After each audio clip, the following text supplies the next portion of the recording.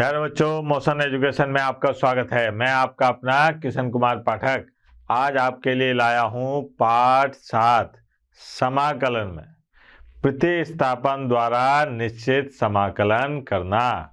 प्रतिस्थापन द्वारा निश्चित समाकलन करना कल अपन ने थोड़ा बहुत देखा था, ज़्यादा नहीं, थोड़ा था टेलर।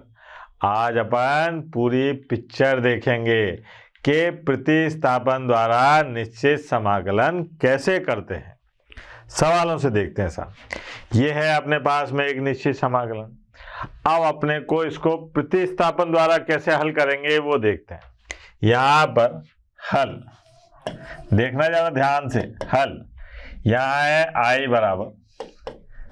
बराबर 0 से 1 और x बटे में x की घात 2 प्लस 1 और ये dx। ये आ गया साहब। अब यहाँ पर अपने को कुछ मानना पड़ेगा। क्या मानते हैं साहब? माना कि x की घात 2 प्लस 1 बराबर t। ये मान ली x के सापेक्ष अवकलन करने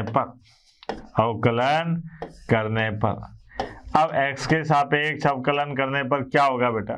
यह आ जाएगा 2x इसका प्लस 0 और dt बटे dx। तो ये आ गया x dx बराबर और dt बटे 2। ये तो बात हुई किसकी कि आपने dx और x स्क्वायर प्लस 1 को t मान के ये देख लिया था। लेकिन आपको याद है प्रतिस्थापन द्वारा निश्चित समाकलन कर रहे हैं। यहाँ पर यह है निम्न सीमा, यह है उच्च सीमा। वास्तव में ये निम्न सीमा और उच्च सीमा क्या है? x के मान। इसमें क्या है? ये x के मान। लेकिन आपने क्या काम करा है? x को t में बदल दिया। अब जब x को t में बदला है तो ये उच्च सीमा और निम्न सीमाएं भी बदलेंगी। उसके लिए अपने को क्या काम करना पड़ेगा? यहाँ पर आना पड़ेगा। देखो आप, सबसे पहले बात करते हैं अपन उच्च सीमा की। उच्च सीमा या ऊपरी सीमा। उच्च सीमा में अगर अपन देखें तो x बराबर क्या दे रखा है बेटा? x का मान 1। लेकिन आपने क्या काम करा कि t जो है वो बराबर रखा x की घात 2 प्लस 1 को। तो x की जगह यहाँ 1 रख देते हैं। तो यहाँ पर जैसे ही मैंने x की जगह 1 रखा तो मुझे क्या प्राप्त हो गया बेटा? 2। इसका मतलब x के लिए तो उच्च सीमा 1 थी, लेकिन जब ये t में बदल जाएगा तो उच्च सीमा क्या हो जाएगी? 2। ये देखो ऐसे। फिर बात करिए अपन ने निम्न सीमा की। निम्न सीमा, अब निम्न सीमा क्या है भाई? निम्न सीमा है x बराबर 0, यानी कि x का मान निम्न सीमा में या क्या है? x बराबर 0। अब अपन ने x को तो t बराबर रख दिया है x की घात 2 प्लस 1 के।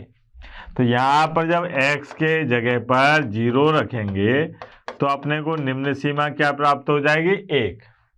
मैंने फलन में x की जगह t को बदला, तो जब मैं t को बदलूंगा तो ये 100% कन्फर्म है कि साहब मेरे को ऊपरी सीमा और निम्न सीमा भी बदलनी होगी। अब यहाँ पर लिखा मैंने प्रतिस्थापन करने पर। अब प्रतिस्थापन करने पर i बराबर निम्न सीमा क्या हो गई है? 1। उच्च सीमा क्या हो गई है? 2। और ये क्या है बेटा? dx। x dx की जगह तो आ गया dt बटा 2, 1 बटा t और dt बटे 2। ये हो गया 1 बटा t dt बटे 2। अब यहाँ पर देखें अपन कि i बराबर क्या आया बेटा? 1 बटा 2 और dt बटे t। ये हो गया। अब यहाँ पर 1 बटा t का समाकलन क्या हो जाएगा बेटा? जरा बताएंगे। ये हो जाएगा log t। ठीक है, log t बेस ही लिख देते हैं। ये आ गया। सीमा क्या है यहाँ पर? 1 से 2। अब इसके मान रख लो। 1/2, यह आ गया लॉग, और साहब 2 बेस ई माइनस लॉग और 1 बेस ई, ये हो गया। ठीक है, अब लॉग 1 का मान तो क्या होता है 0, इसका मान आ गया 1/2 और लॉग, ये हो गया अपने पास में आंसर। कितना आसान काम था। बस इतना याद रखना है कि जब प्रतिस्थापन करते हैं तो सीमा भी बदलेंगी। क्या होगा? सीमा भी बदलेंगी। देखिए इसमें देखिए आप, यहां पर देखिए अपन, तो ये है 0 से π/2, निम्न सीमा है 0 और उच्च सीमा है π/2, अंडर रूट में साइन थीटा और कॉस की घात 5 थीटा। ऐसे सवालों में अपने को क्या करना होता था बेटा, आपको याद होगा, हल ध्यान देना, आई बराबर ये है अपने पास में अंडर रूट और साइन थीटा और कॉस की घात 5 थीटा डी थीटा, ये है 0 से π/2, या गया। अब यहां पर आई बराबर, हाँ भाई क्या सिखाया था मार साहब ने कि अगर ये घात विषम है तो इसको अपन काय में तोड़ते हैं, एक और बाकी में, एक और बाकी में, एक मतलब कॉस थीटा और कॉस के घात 4 थीटा, ऐसे तोड़ दिया साहब, ये आ गया। देखो अब कॉस के घात 4 थीटा, इसको क्या लिख सकते हैं बेटा, 0 π/2 अंडर रूट साइन थीटा, ध्यान देना, और यहाँ आ गया कॉस के घात 2 थीटा और इसका ये होल स्क्वायर कॉस थीटा और डी थीटा, ये आ गया। अब यहाँ पर आई बराबर ये आ गया 0 से π/2 अंडर रूट के अंदर साइन थीटा और इस कॉस के घात 2 थीटा की जगह 1 माइनस साइन की घात 2 थीटा और इसका होल स्क्वायर कॉस थीटा और डी थीटा, ये आ गया साहब। अब यहां पर अपने को मानना पड़ेगा, है ना, तो यहां लिख दूं, आगे पेज पे चलता हूं। चलो यहां पर आया अपने पास में आई बराबर और 0 से π/2 अंडर रूट साइन थीटा, है ना, और साहब 1 माइनस साइन की घात 2 थीटा इसका whole square cos theta d theta, यह आया साहब। यहां पर मैंने माना, क्या माना बेटा, कि साइन थीटा बराबर है टी, तो जब थीटा के सापेक्ष अवकलन करा साहब, अवकलन करने पर क्या होगा बेटा, अवकलन करने पर कॉस थीटा और साहब यहाँ आ जाएगा dt/d थीटा, यही आएगा, है ना। अब यहां से इसको इधर लेके गए तो ये क्या आ गया, कॉस थीटा डी थीटा बराबर dt। अब मैंने आपको कहा कि जब कभी भी आप किसी फलन को t मानते हैं तो अपने को उच्च सीमा और निम्न सीमा भी बदलनी पड़ेगी। तो यहाँ पर सबसे पहले रखा मैंने उच्च सीमा। अब बेटा उच्च सीमा, यहाँ उच्च सीमा क्या है, थीटा का मान, थीटा के मान में उच्च सीमा की जगह क्या है, थीटा बराबर π/2, ये है। लेकिन आपने क्या काम करा कि थीटा को बदल दिया काय में, टी में, तो साइन π/2। अच्छा बेटा साइन में π/2 किसका मान होता है, साइन π/2 का मान क्या होता है, 1। तो अब उच्च सीमा क्या हो गई, 1। फिर निम्न सीमा की बात करें, निम्न सीमा में क्या है, थीटा बराबर 0, यानी कि t बराबर साइन 0 और साइन 0 का मान क्या होता है, 0। तो निम्न सीमा आ गई 0 और उच्च सीमा आ गई 1, निम्न सीमा 0 और उच्च सीमा 1। अब क्या काम करते हैं, ये लाइन जरूर लिखना बेटा कि प्रतिस्थापन करने पर अब प्रतिस्थापन करने पर क्या हो जाएगा, आई बराबर, देखना जरा, निम्न सीमा है 0 और उच्च सीमा है 1, यहाँ पर आ गया अंडर रूट टी और 1 माइनस टी की घात 2 इसकी घात और डी टी, ये आएगा ना, ओहो ये आ गया, देखो आप कॉस थीटा डी थीटा की जगह डी टी। अब यहाँ पर इसको सरल कर लो भैया, जितना सरल हो सकता है, 0 से 1 under root t 1 minus 2t plus t की घात 2 और था टी की घात 4 और डी टी, ये हो गया।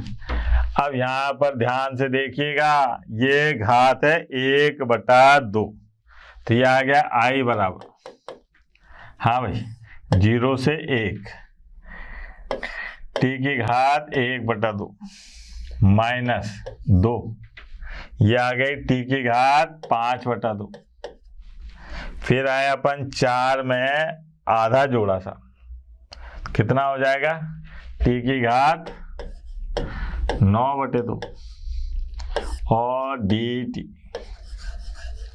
अब इसका समाकलन करते हैं, है ना, तो क्या आएगा, देखो आप, आई बराबर यहाँ पर है टी की घात 1/2 प्लस 1 1/2 प्लस 1, फिर माइनस 2 टी की घात 5/2 प्लस 1 5/2 प्लस 1, फिर प्लस टी की घात 9/2 प्लस 1 और 9/2 प्लस 1, और सीमा क्या दे रखी है, 0 से 1, ये आ गया।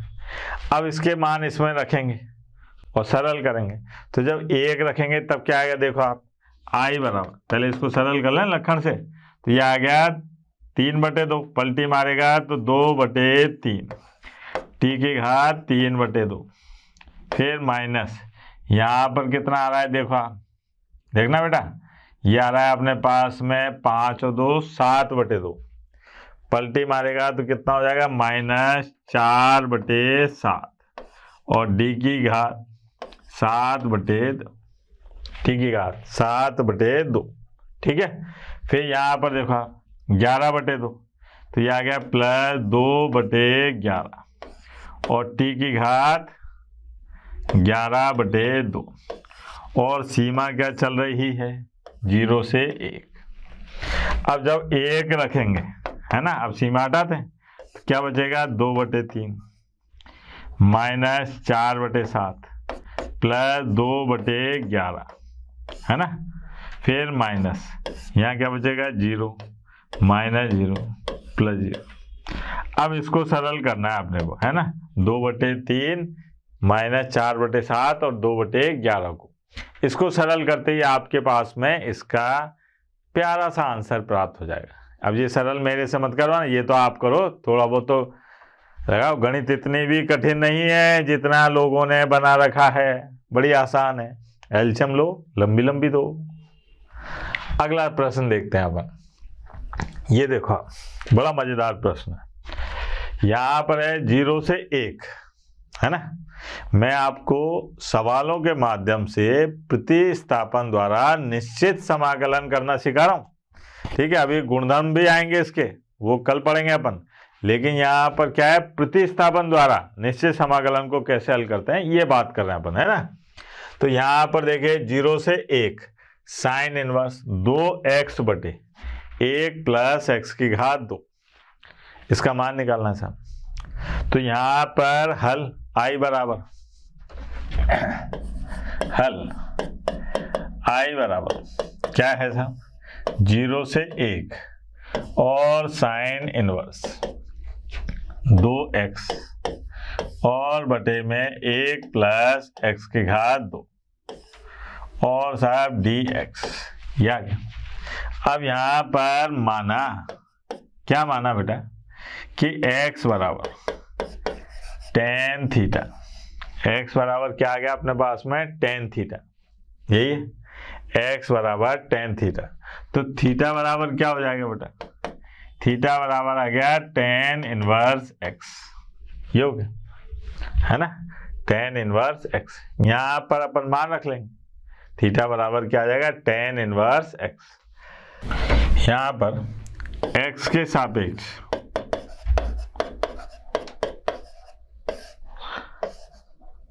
अवकलन करने पर क्या हो जाएगा बेटा, 1, और tan थीटा का अवकलन sec square theta d theta बटे dx, ये आ गया, और dx बराबर ये क्या हो जाएगा, sec स्क्वायर थीटा और d थीटा, ये आ गया। अब चूंकि अपन ने यहां पर इस x को थीटा में बदला है तो भैया सीमाएं भी तो बदलनी पड़ेंगी, तो ये क्या आ जाएगा बेटा, उच्च सीमा। उच्च सीमा में x का मान कितना था, 1। x का मान कितना था, 1। तो जब x का मान 1 था तो अपन ने क्या काम करा, थीटा बराबर tan इनवर्स 1 ये रखा। 1 tan में किसका मान होता है बेटा, पाई बटे 4 का। किसका मान होता है, पाई बटे 4 का। तो उच्च सीमा क्या बन गई, पाई बटे 4। निम्न सीमा की बात करी, निम्न सीमा। अब निम्न सीमा क्या है, निम्न सीमा मान रखिए साहब x बराबर 0, तो थीटा बराबर यह आ गया tan इनवर्स और 0। अच्छा 0 tan में किसका मान होता है, 0 tan में किसका मान होता है बेटा, 0 का, यह आ गया। अब यहां पर देखा अपन ने कि प्रतिस्थापन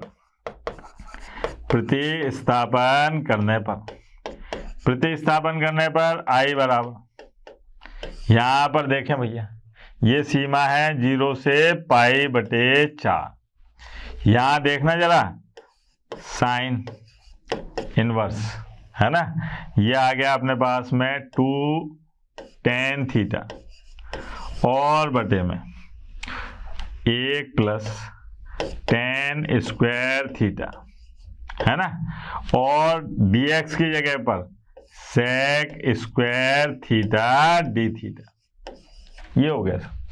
अब ये ध्यान से देखो, अब ये क्या है, ये 2 tan theta 1 plus tan square theta, ये सूत्र है।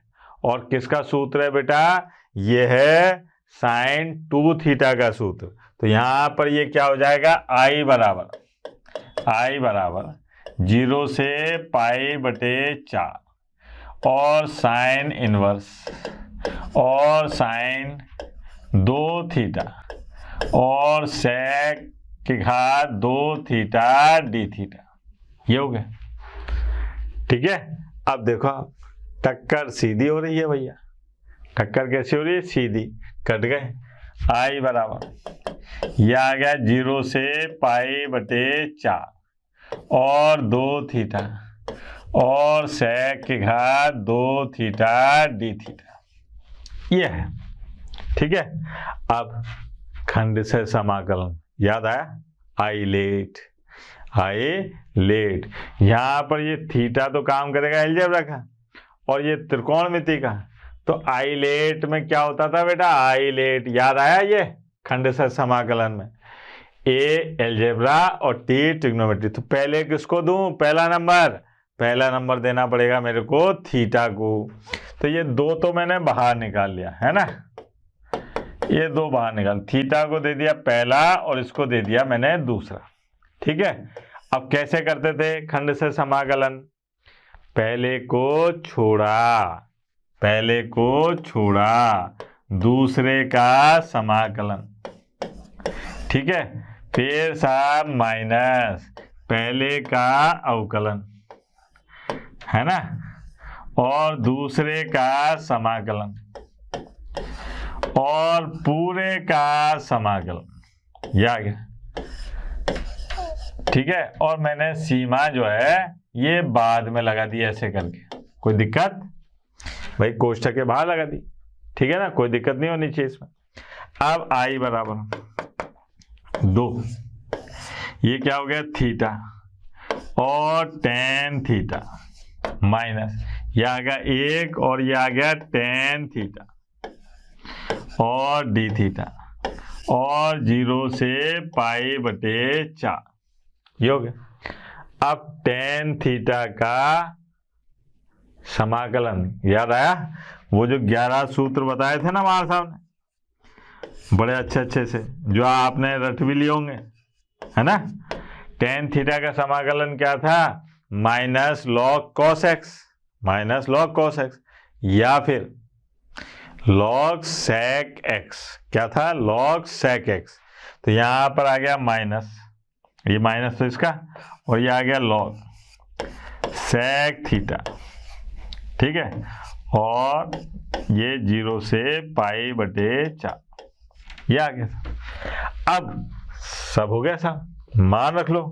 तो यहां पर आई बराबर 2, पहले पाई बटे 4 रखते हैं, पाई बटे 4, टेन पाई बटे 4, है ना, माइनस लॉग सेक पाई बटे 4,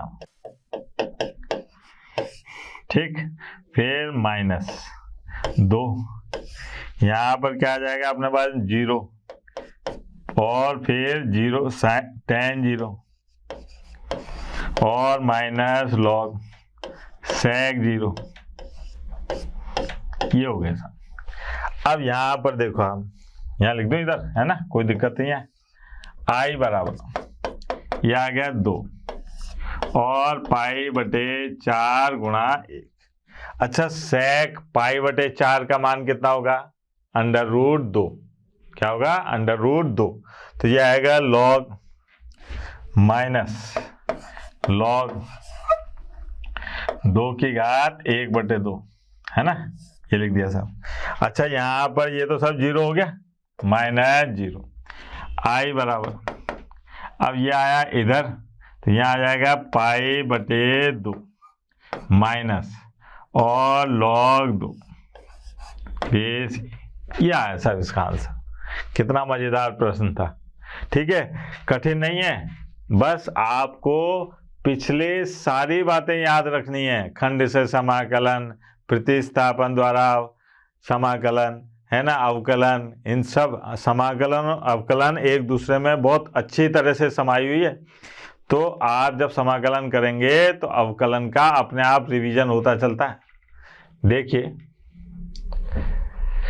ये देखिए आप, ये बड़ा मजेदार प्रश्न है, आपकी प्रश्नावली का ही प्रश्न है कि यहां दे रखा है अपने को 0 से पाई बटा 2 और अंडर रूट में x प्लस 2 dx, x का मतलब इसका समाकलन ज्ञात करना है, निश्चित समाकलन है अपने पास, है ना।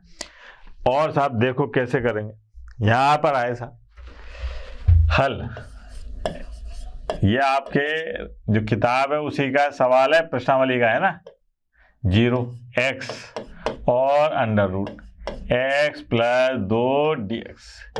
अब अपने यहाँ पर सबसे ज्यादा जो टांग अड़ाता है वो कौन अड़ाता है बेटा? Under root. अब अंडर रूट अड़ा रहा है तो इस अंडर रूट को हटाओ। अब अंडर रूट कैसे हटे? तो अपन ने क्या काम करा, इस अंडर रूट वाली संख्या को मान लिया, माना क्या माना कि x प्लस 2 बराबर t, x के सापेक्ष अवकलन करने